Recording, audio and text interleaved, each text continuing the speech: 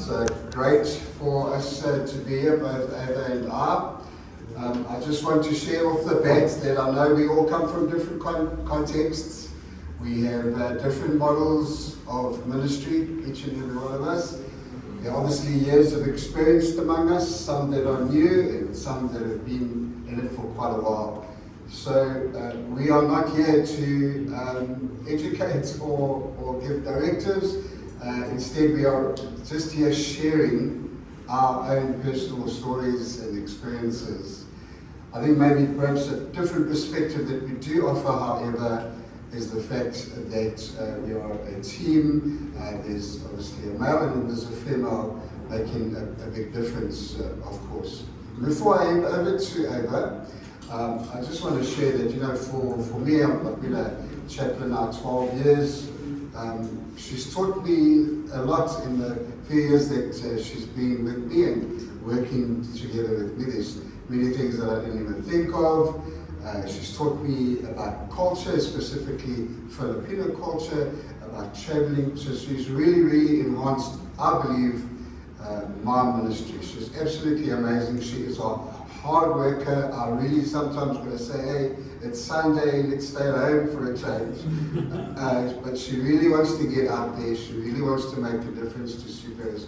I won't share any more. Just something, my CSO colleague is a debate there.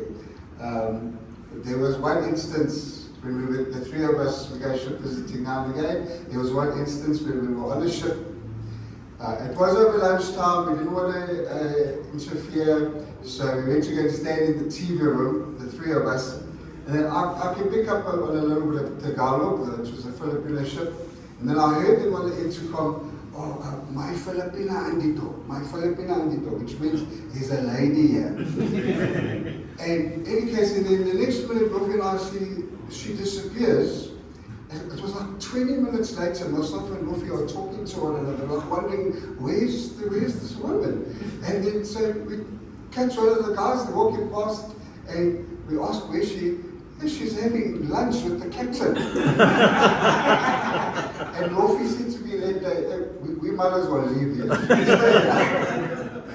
But that's just the impact that, you know, the serious note that she has with the Seafarers. Not only the Filipinos who are absolutely blown away when they see her, but the other nationalities as well. Now, by the way, they don't believe that she's from the Philippines because they're mostly dark-headed. But yeah, she is a little bit lighter. So they won't believe her until she actually speaks the language. Anyway, I want to hand over to my ship visitor and my wife, Ava. Thank you, and good morning again. Magandang umaga. And again, it's a privilege to meet you. This is my first time, but I learned a lot from the first day.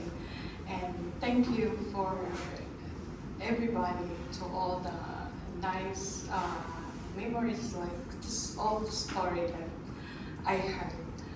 And now I just want to share a bit of our introduction. This is about a woman ministering to seafarer, making a difference. Women play a vital role in providing emotional, spiritual, mental and practical support to seafarers, making a significant difference in their lives. Women offer a gentler approach and have the ability to connect on a deeper, more intimate level. I believe that both male and female seafarers feel more comfortable with women welfare officers.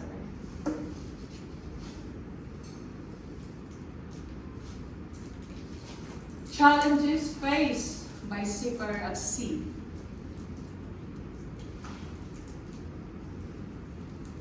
A lot of challenges like physical challenges, fatigue, isolation, harsh weather condition, and others. Emotional challenges like fear, anxiety, stress, loneliness. And other spiritual challenges disconnected from faith community, moral and ethical dilemmas, meaning and purpose.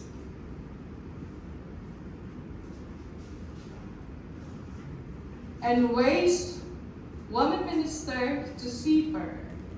A. Listening, active listening with a more empathetic approach. Practical care with a motherly approach, like what I always share to them. Don't be shy. Like in Tagalog, wag mahiya. Just like feel I'm your family, I'm your big sister, I'm your mother or grandmother, just to be comfortable. Spiritual support and counseling with prayer and encouragement. If they have time, sometimes that they're so busy in the ship, that I tell them that if you have time to talk, I just wait in the mess room. But if not, I just encourage them that this is our email ad or contact number if you have something to share or something to tell, and then I encourage them. Sometimes somebody come and they said, a lot of problem here in the ship. I have problem to my company or something. I encourage them to connect outside secretly too, because we want to talk about like what really is, what happened to him or what his problem. Advocacy and support for seafarer rights. Collaborating with my chaplain. I have a lot, I heard about problems, suicidal or, those people like want to just go home because the family problem there. I just want to ask Chaplain Mark, and then he can guide me. Success and story and testimony. This picture, a lot of story that I can share. It's really true story. I met this Filipina. She's alone in the ship. She's one female seafarer there. And Mark is busy to the other crew. I run to the kitchen because like, oh, she's a Filipina. And then I just come with her and then say, oh, hi, hello. And then he said, oh, you Filipina, what you are doing here in Richards Bay? I said, voluntary ship visitors. And then she's busy cooking, and then I just, how are you? How's your family? How's your children? And she started to cry. And she said, life in the sea is not, but I must go on. She just married problem and separate, and she's become a single mom with 3 children. And then I tell her just like, yeah, I understand, because I feel also like me, I'm working abroad for almost in Saudi Arabia is 18 years, and in Singapore as a caregiver is 5.5 years. I feel the loneliness that she had. I just hugged her. I hugged tight just to release the feeling. And even in the short time that you visit, short time that you can be with the female or the man or the old man. A seafarer is very neat. Those need, like, they need the comfort, the time, that they need somebody to talk, even in that short time. And then that memories remains for them forever, because even in their going back home in the Philippines, we still connected. And the other is a male Filipino EB. We met him here in Richards Bay about 2022, and then about 1 year later, 2023, that I received call, and I never accept call because no name, and then he tried to video call, and then I never answer again because I don't know him. I don't have Facebook also to him, because we just give, if you connect to me, and then we are connected. But he's not connected to me the time that we meet in here in Richards Bay Port. Now the story is, because he got wife problem, family problem, side to side. He just want to decide to quit his life.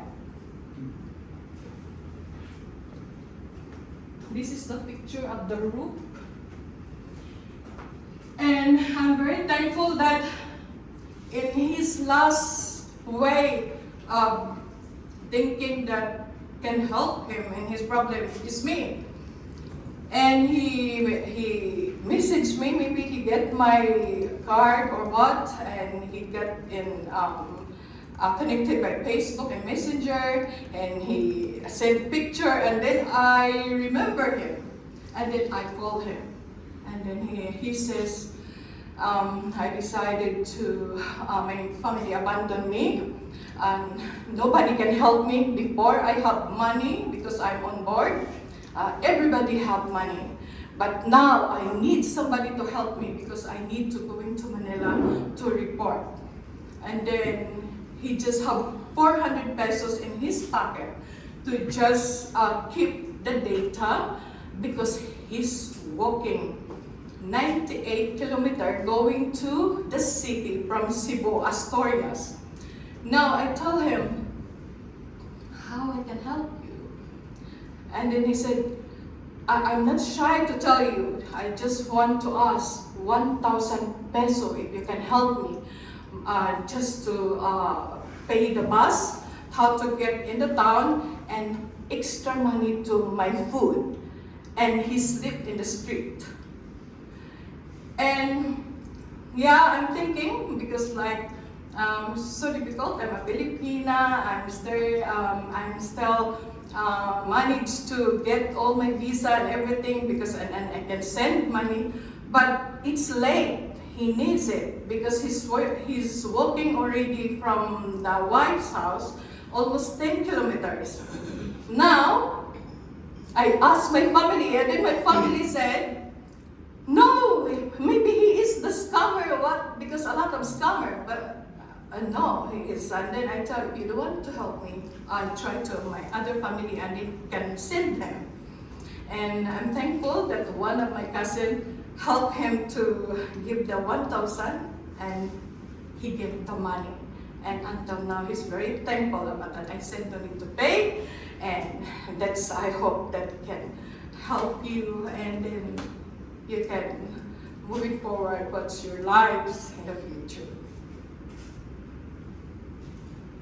The story, this is another, I asked Pastor Mark to stand to because he's the first meet this guy before me.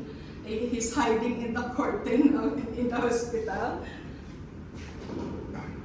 Thanks. You also see she's getting a little bit emotional. She's very, very passionate about helping seafarers.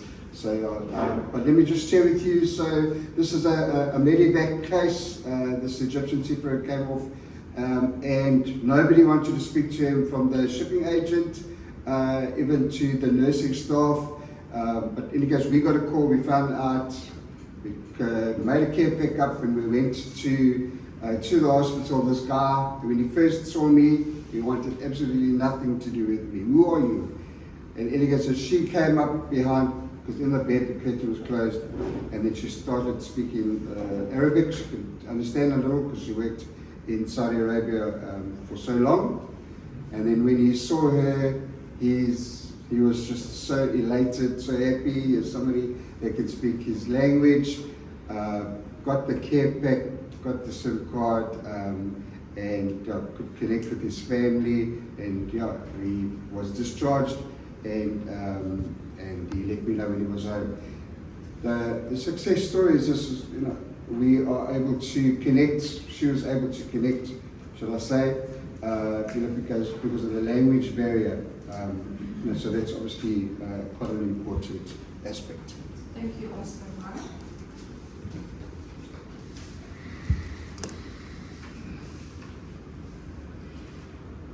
And another success stories and testimonies.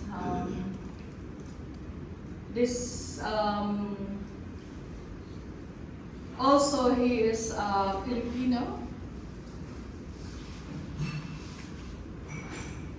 And what happened to him?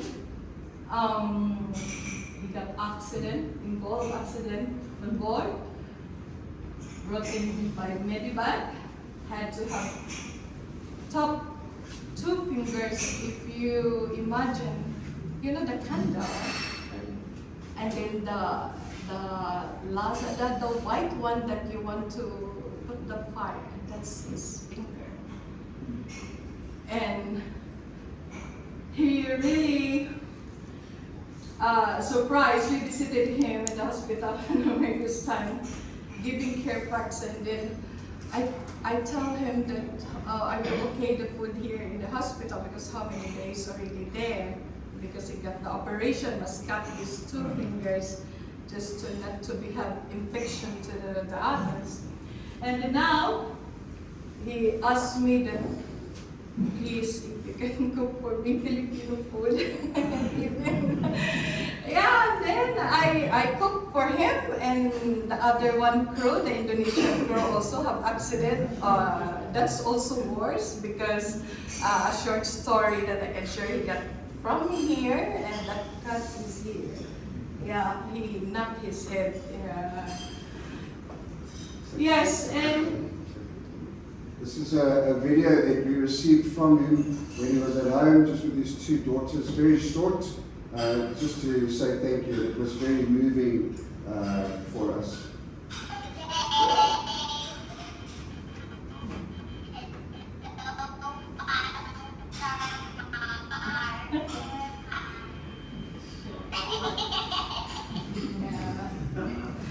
Just to add that we followed up, we did follow up work. We asked the office in Manila, to do follow up work, and so one of the welfare officers there and a priest went to their home to go visit, also give care packs. So that's something else that we like to ensure, is that they maybe meet us here, but they followed us. They followed up by our officers abroad. thank you, Pastor. And not easy for him. The time that he is rushed to the hospital, he got only his passport and other stuff in his backpack, his luggage in the ship, and then he's very worried what happened to him. And then the time that he see us, and then he really surprised who we are. And then I said that, yeah, I'm a ship visitors, and this is the chaplain, and they just tell me what we can do for you, and then you just ask, and then we try. And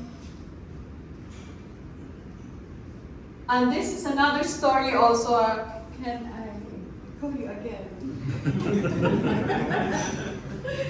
I identify as no seafarer. So yeah, this story, it's sad, but really turned out really wonderful. So my Biblia colleague, he called me the one day, he was on the ship late in the afternoon, to say that 4 of the crew had been arrested. And so I spoke on the phone, I spoke to the captain, got some information, took one of my committee members, went to the police station, they had to be held. The next morning, we were at the magistrate's office.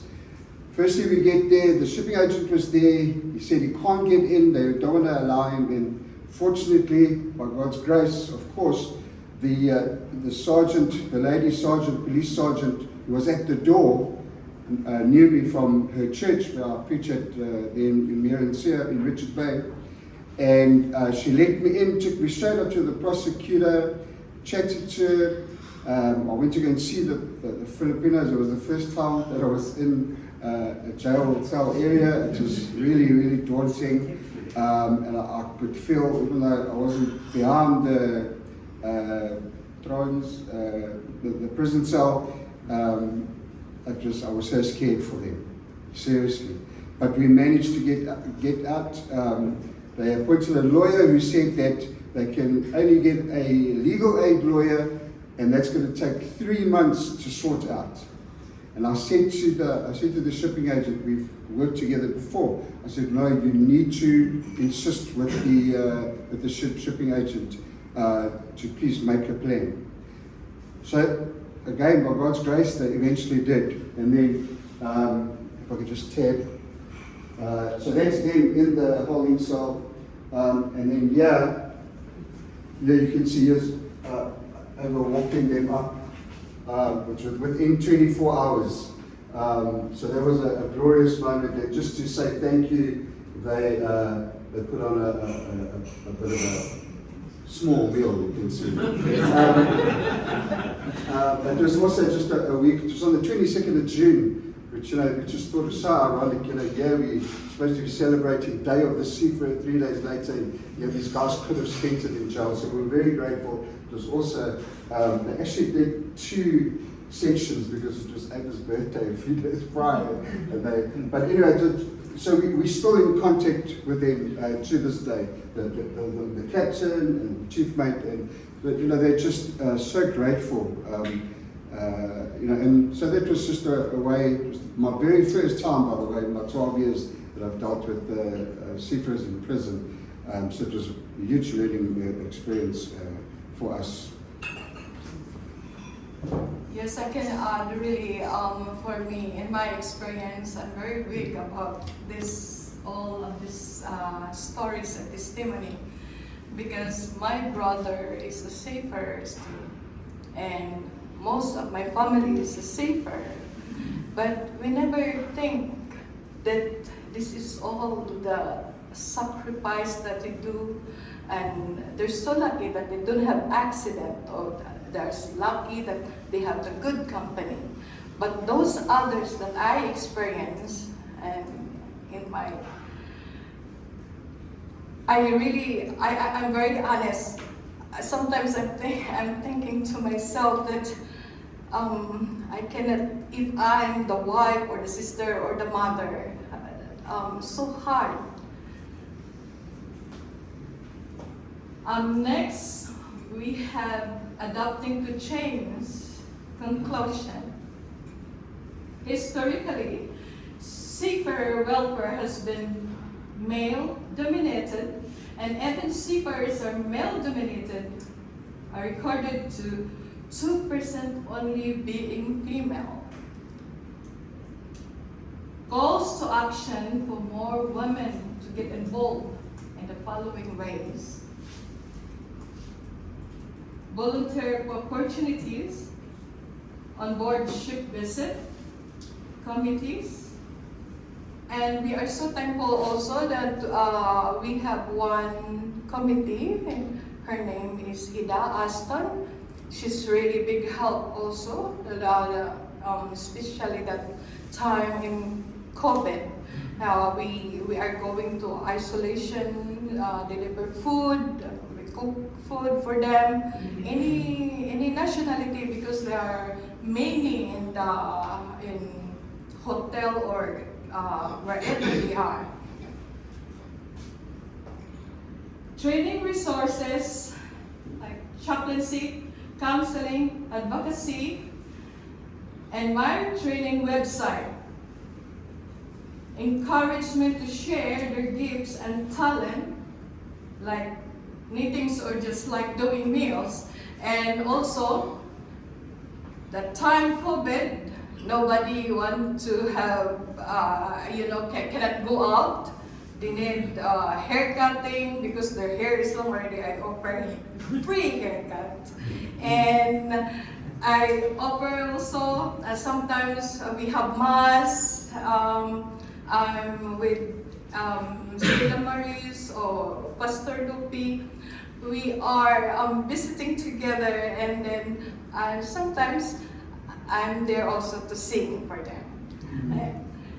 And yes, one more, that sometimes those captain want to going home, and then all the hair is a lot of stress already, all white already. Like me, I said to the captain, if you have hair color, now I want to do your hair.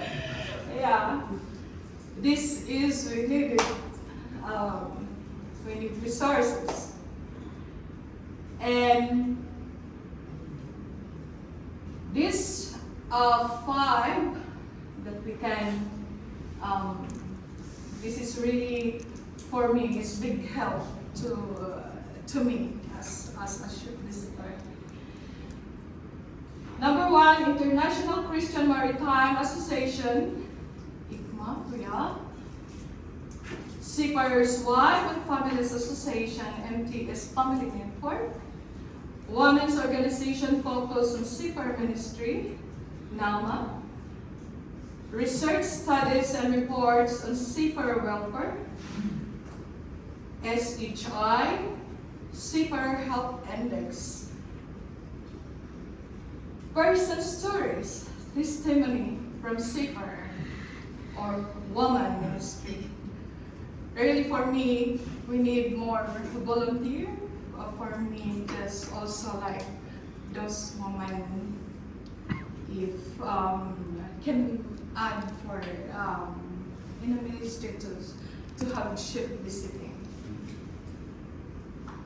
Question and answer portion, you can ask Pastor Mark all those questions. Maybe I can speak Bisaya or Tagalog. Leave with Pastor Mark in English.